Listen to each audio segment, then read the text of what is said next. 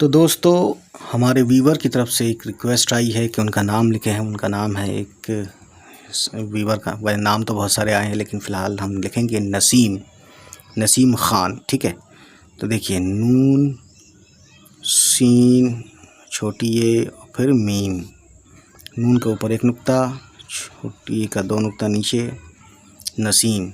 ठीक है ना।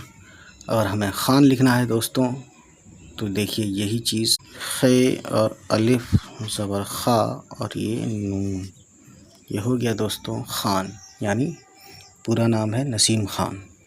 जिसको हम हिंदी में लिखें तो कुछ यूँ लिखेंगे, नसीम ख़ान। ठीक है, कुछ ऐसा ही आएगा। खुदा हाफिज़।